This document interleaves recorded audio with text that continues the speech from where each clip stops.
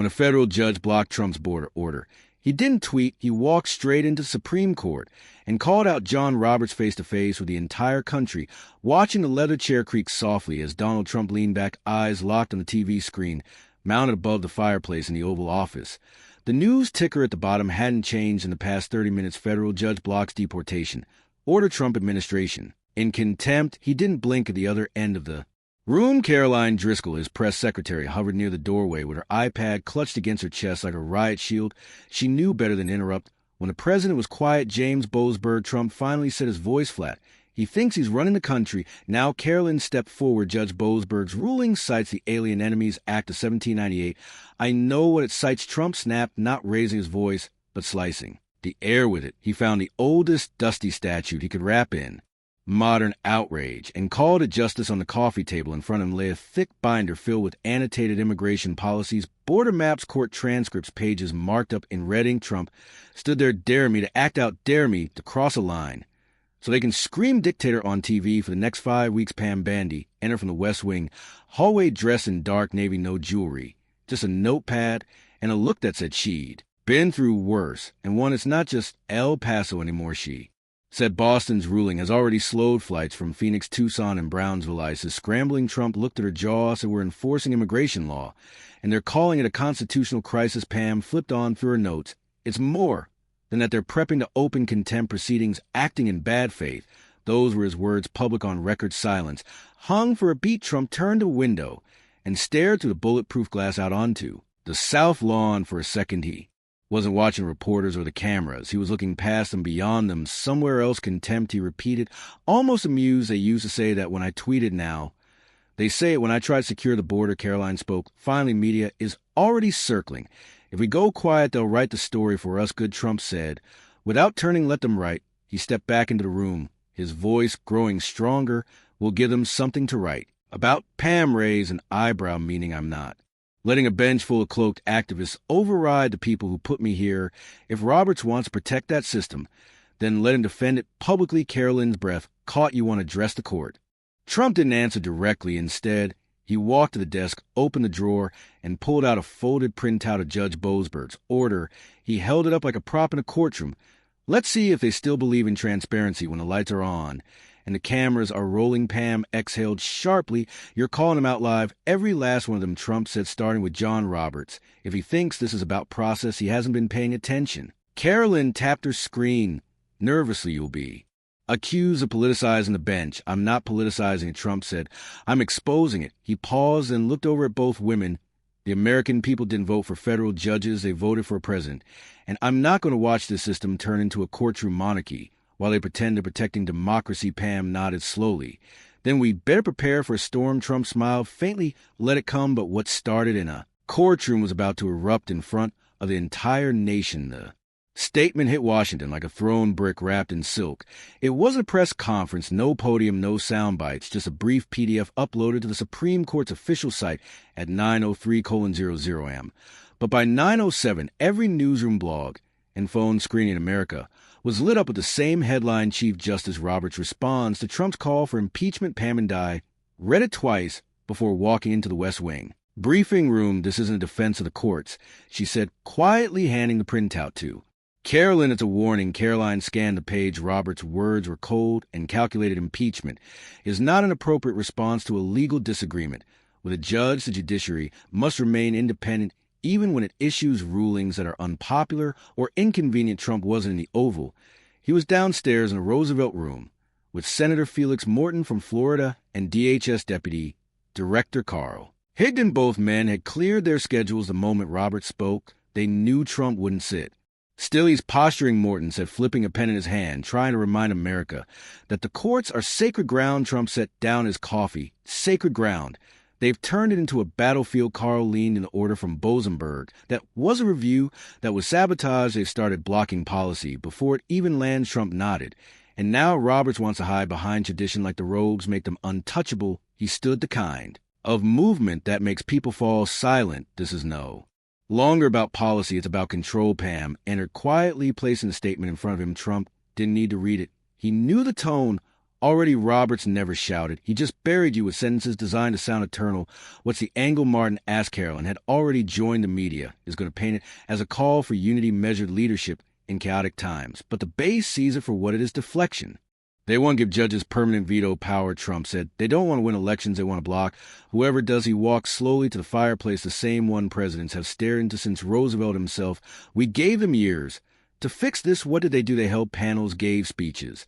And now, when I act, they scream tyranny, Pam, cross her arms. What's your play, Mr. President? Trump didn't answer right away. Instead, he turned and looked at them not like colleagues, but like soldiers about to hear a mission plan. They want courtroom rulings. He said, we'll give them courtroom cameras. Felix Morton raised an eyebrow. You're serious. I want a live session. I want Robert across from me. And I want the American people watching. No statements, no redacted footnotes. I want faces.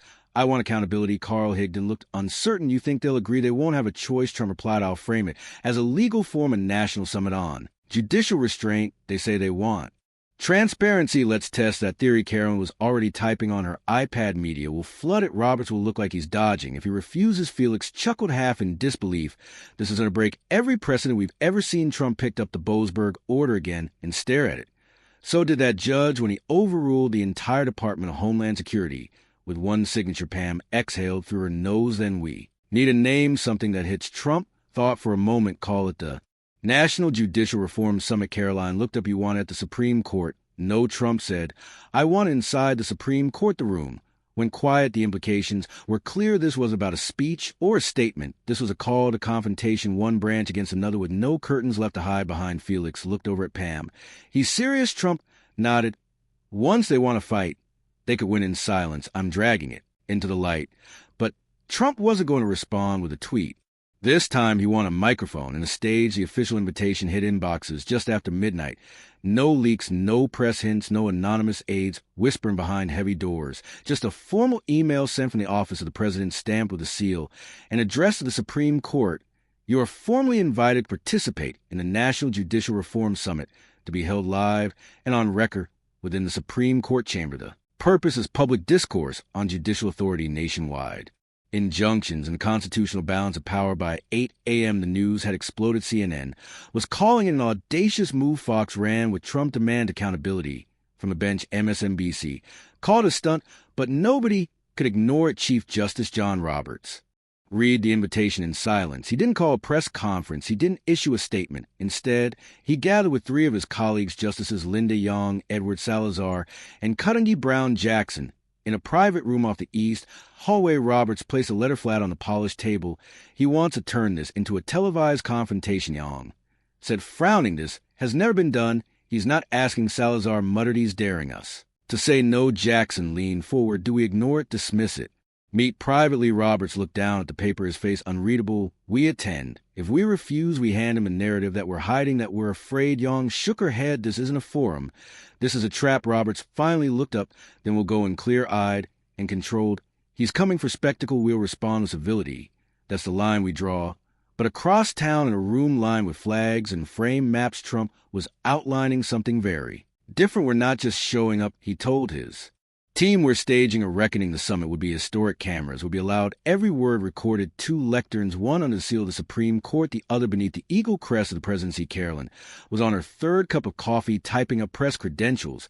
We had over 200 media requests in 3 hours. International outlets are begging for floor access. Pam Bondi reviewed security protocols. We'll need federal marshals, Capitol Police, Secret Service, the whole net. This isn't just politics, it's national spectacle. Felix Morton walked in holding a folded copy of the Roberts statement. He's agreed to attend. He's bringing 3 justices with him. Said he won't prepare remarks, wants to speak off script. Trump smiled. But it wasn't amusement. It was purpose. Perfect. The more unfiltered, the better. Caroline looked up. What's the goal? Trump leaned on the edge of the table to break the illusion they've wrapped themselves in. Formality, so long they think it makes them untouchable. The people need to see them not as symbols, but as men and women who could be wrong. Pam hesitated. And if they try to flip it back on you, paint you as a tyrant. He didn't miss a beat. Let them trick. To be the differences is I answer to the voters, they answer to no one. Preparations move fast. By the end of the day, a team from the architect of the Capitol had installed lighting inside the chamber. The lecterns were set. Sound checks tested. Secret Service swept the perimeter outside. Reporters staked out. Sidewalk spots with folding chairs and thermoses, protesters gathered on both sides of the building. Signs raised. One group chanted for judicial independence. The other held banners that read, "Let the people govern." At 10 p.m., Trump stood alone in the empty East Room of the White House, looking at the freshly printed notes in his folder. No speechwriter had touched them. It was just in his thoughts, his warnings. Felix walked in quietly. "We good for tomorrow." Trump didn't look away from the paper.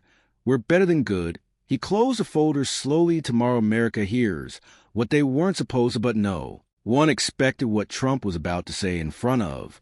The camera of the Supreme Court chamber had never seen anything like it. Not once in its long, shadowed history had a sitting president stood eye to eye with the Chief Justice of the United States, not through lawyers or court briefs, but in the very house of American law, with cameras rolling, and an entire country watching. At precisely 11 a.m., Donald Trump entered from the East Corridor. No teleprompter, no polished notes, just a slim leather folder under one arm and a stare that didn't shift. He didn't wave, he didn't smile. He walked to his podium like he had walked into 100 rooms before alone, unshaken, and with something to say. Across from him, Chief Justice John Roberts sat at the head of his bench, flanked by Justices Young, Salazar, and Jackson. His hands were clasped in front of him, posture straight, calm. Reserved, measured. Like always, the buzz of press cameras clicking filled the edges of the room. Live feeds had already gone active. Fox, CNN, MSNBC, and small wall networks all ran the same banner. The Judicial Summit live from the Supreme Court. Trump scanned the room. Once then began. "When I swore to defend this country, I didn't expect to be in a room like this, speaking not to enemies overseas, but to silence, robe, and formalities," he said. "But here we are." He paused. "A federal judge recently blocked my administration from deporting individuals we've deemed a threat under laws that predate most people in this chamber, and when we enforce the law anyway, because law should matter more than interpretation, we were accused of bad faith." He held up the folded order from Judge Boasberg. "This isn't law, this is leverage." Roberts remained motionless. The cameras cut briefly to his face, still unreadable. Trump continued. "Now we're being told impeachment isn't appropriate, that we should wait, appeal, follow process. But how long do you wait when judges erase policies before they're even implemented? How many injunctions until the people who voted for change, yet none of it?" His tone was steady, not shouting, but charged. This country wasn't built so 700 unelected lawyers could rule it from behind closed doors. He turned slightly toward Roberts. "Chief Justice, I say this with respect for your position, but not for your doctrine. When the people cry out for action, and the court's answer was silence, that's not neutrality, that's surrender." Roberts sat forward, gently adjusting his glasses. Then in a calm, crisp voice, he responded, "Mr. President, with respect, this institution exists not to reflect public passion, but to temper. Courts are not rescue vehicles for stalled policies. They are not weapons of political urgency." Trump didn't interrupt. He listened, arms folded across his chest. Roberts continued, "You speak of overreach, but this court has reviewed executive action as far back as Marbury veto. Madison, that's not rebellion, that's responsibility." He leaned back slightly. "The judiciary is not the threat to the Constitution, Mr. President. It is the safeguard." Trump took a step forward. "Then why does it feel like it only safeguards one side of the room?" Didn't move. No gasps, no applause, just a kind of silence that comes when words land hard, and nobody knows what to do with them. Trump opened his folder and pulled out a copy of the Declaration of Independence. The camera zoomed in. Every news network adjusted. "Focus. This document didn't create kings, it dismantled them." He looked down, then back up. "And if we allow the judiciary to make national decisions in isolation without consequence or election, we've not just lost balance, we've lost a republic." He dropped Judge Boston's injunction onto the floor. "Let it fall, let the moment breathe. They call it judicial review." He said, "I call it judicial rule." Roberts flinched barely, but enough for anyone watching to see Trump look directly into the camera. "Now, not the bench, not the justice, the people. You were told courts protect you, but when a single judge can cancel your vote with a stamp, that isn't protection, that's power theft." He paused. "And today in this chamber, we're giving that power back." But the silence that followed wasn't respect. It was a realization that the room no longer belonged to the robes. Elon Musk didn't sit during the summit. He stood in the back corner of the Supreme Court chamber, leaning against the wall, like someone who'd already seen where this road was headed. Phone in hand, he typed a single sentence into X as Trump walked back to the podium. A courtroom just became a battlefield by the time Trump reached for the Declaration of Independence. Again, that post had already crossed 2 million views. But Trump wasn't chasing views.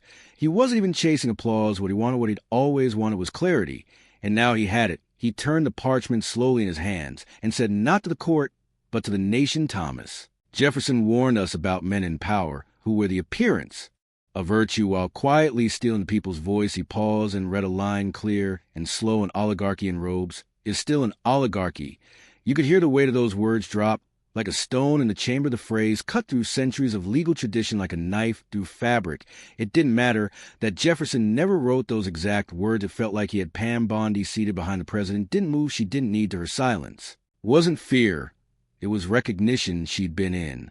Law long enough to know when history was being written. In real time, Robert sat like granite, still upright, hands folded, but this time the tension in his jaw betrayed him. Trump stepped away from the parchment, looked out again at the crowd of reporters, aides, and citizens packed into the high-walled chamber. When a single judge appointed for life can stop a president from defending the border, you don't have balance, you have tyranny. With a nicer font, he bent down and picked up the dropped injunction order. From the floor, he held it up. This is a document signed by one man who's never been elected, never faced voters, never had to answer for the chaos it caused. He turned to the court. We had agents standing at the southern line in Callan, ready to intercept cartel smugglers. Within hours of this order, they were told to stand down, not because the law changed, but because one man typed a sentence in the PDF and hit send. Then he looked back to the camera. They don't want a bench, they want a throne. And I'm telling you now, this nation won't live under-robed, pretending they're neutral. While they block every elected act they disagree with. Elon glanced down at the screen. The post was now trending worldwide under the hashtags #BenchVSpollet and #Court Takeover. Thousands of Americans were commenting, not just Trump supporters, but independents, even some Democrats. It wasn't about party anymore. It was about control. Justice Young leaned toward Roberts, whispering something only he could hear. But Roberts didn't move, not yet. Trump's voice lowered, not out of fatigue, but focus. "I was elected to do a job. You may not like how I do it. That's fair. That's democracy. But if unelected judges can erase policies without debate or vote, then this republic no longer belongs to people." He turned back to the justices. "It belongs to the people in this room." And then slowly, he pulled a second sheet from the folder. This one was blank on one side, but on the other was a handwritten quote in bold ink, underlined twice. He read it aloud. "Power without accountability is not justice, it's theft." He held a high for everyone to see, and that's what this has become: a quiet, careful theft of the people's voice. He dropped that page to no sound, no cough, no shuffle of feet, just a cold, perfect quiet of a moment too big to be interrupted. Outside, protesters were now locked in chance police barriers. Strained reporters clutched their phones in disbelief. Some didn't know whether they were covering a government event or a revolution in real time. And back inside, Trump gave the last words of the section with the same cold fury he carried since walking through that door. "If Roberts won't fix it, then we will, and we'll do it legally, constitutionally, but completely." But the final blow didn't come from the podium. It came from the people watching at home. The next morning, America didn't wake up confused. It woke up certain. Every major network replayed the confrontation on loop. Clips flooded social media. Some were just seconds long. Trump holding the Declaration, Roberts frozen. Mid-reaction, the paper hitting the floor, but they carried the weight of an entire era on local radio. Stations in Bakersfield, Fresno Mobile, and Amarillo callers weren't talking about party lines. They were talking about power, silence in the system. They had watched some for decades being questioned in real time by someone who wasn't afraid to say what most never dared. Pam Bondi stepped into the West Wing press room at 8:02 a.m. with a stack of folders in her arms. "Mr. President," she said as she entered the Oval Office. "The reaction is louder than we thought." Trump, already seated, was sipping coffee and flipping through notes. "Good," he said, without looking up. "That means they heard it." Carolyn walked in right behind Pam. "We've had nearly 20 members of Congress reach out, senators, too. Several want to co-sponsor immediate legislation targeting injunction reform." Given name, Trump said, "People don't rally around complexity, Pam. Open her folder. We're drafting the Judicial Accountability Act. Perfect bond." He said, "Let the courts answer to someone besides themselves." At noon, Senator Felix Martin stood on the Capitol steps and introduced the bill. Proposed tighter guidelines on nationwide injunctions, mandatory review timelines, and public records for all emergency rulings that blocked executive orders. Meanwhile, Elon Musk was already several steps ahead from his X account. He announced the launch of Courtlight, a new digital transparency tool that tracked every federal judge's active rulings against executive authority. In real time, the map lit up with glowing dots. One by one, the public could now see exactly which judges were stopping which policies, and it Wasn't just numbers, it was names, profiles, court locations, summaries, comments were allowed, public ratings followed. It was legal accountability for an era where most had assumed the bench was sacred, and above questioned Roberts for his part made no follow-up statement. He returned to his chambers and continued to work like it had been any other day, but inside the court something had changed. The whispers between clerks were different. The way reporters circled the building had changed too. There was no more illusion. Caroline stood next to Trump later that evening watching a live segment on News Nation. The commentator paused mid-thought and said, "We're not just witnessing politics anymore. This is constitutional course correction." She turned to him. "You think this will last?" Trump didn't answer right away. He was staring at the copy of the Declaration that now hung on the Oval Office wall, placed just inches from where Obama's mirror had once been. "It won't last unless we stay louder than the silence," he said. Pam stepped in the left's already mobilizing editorials, calling this judicial intimidation. Legal experts on cable saying it sets a dangerous precedent. Good. Trump said, "Let them scream. They've been protected by that silence long enough. We didn't break the system. We broke the illusion across the country." People responded not with rage, but with reflection. Retired factory workers in Ohio, ranchers in Arizona, a high school civics teacher in Wichita Falls who printed out the speech and had his students read it line by line.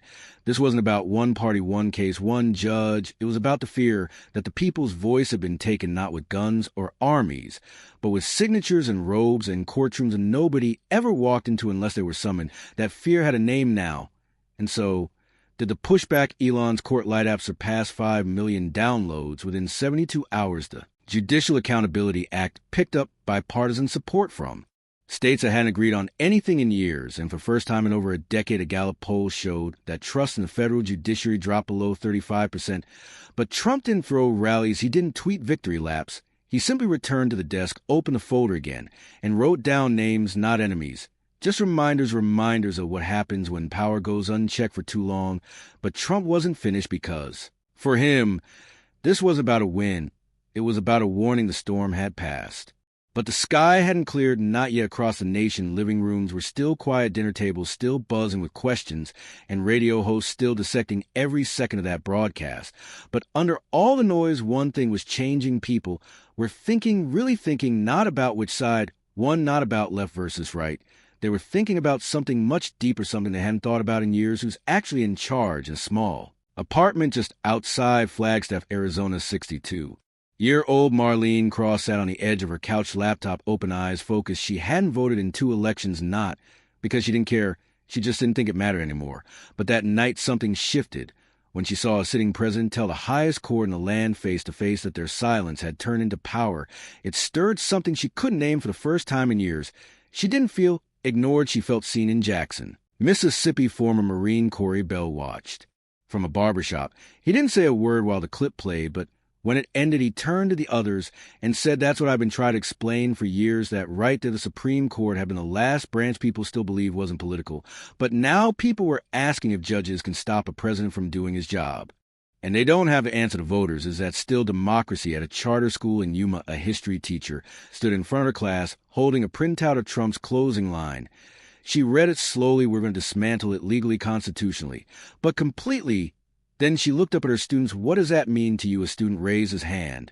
"That the rules can't protect you if they're only protecting themselves." There was a lesson. This entire confrontation hadn't been about one executive order or even one judge. It was about a government that had quietly started answering to itself rather than the people it claimed to represent. For years, citizens have been taught that courts were neutral, that justices were wise, that black robes were a symbol of balance. But what happens when those robes become shields, when neutrality becomes an excuse for inaction? Trump didn't yell. He didn't curse. He didn't even point fingers. He held up the founding document of the country and asked the one question too many have been afraid to say out loud: who really runs this country? And the answer wasn't comforting, because it wasn't clear. Not Congress, not the president, not the voters. It was a system that had grown so comfortable in silence, so used to operate without scrutiny, that the very idea of being questioned now felt like an attack. But it wasn't an attack. It was a reminder that power belongs to the people that checks, and balances aren't ceremonial, they're real. And if one branch of government becomes too insulated, too immune from accountability, it doesn't matter how old the building is or how polite the language. It's not a republic anymore. It's a throne surrounded by guards pretending to be a bench outside the Supreme Court. Weeks later, someone taped a handwritten sign to the marble wall. It didn't say Trump 2024. It didn't say vote red. It said, "We gave you trust, not immunity." That message wasn't just for Roberts. It wasn't even just for judges. It was for every elected leader, every appointed official, every figure in a suit who forgot that America isn't powered by process, it's powered by people. The summit might have ended, but the shift had just begun, and it carried one simple truth: that democracy is real. It doesn't live in robes or rulings. It lives in voices loud and perfect, but free. If you believe this country belongs to the people, speak louder than the silence. Subscribe and stay aware. And subscribe my channel for other videos. Thanks for watching.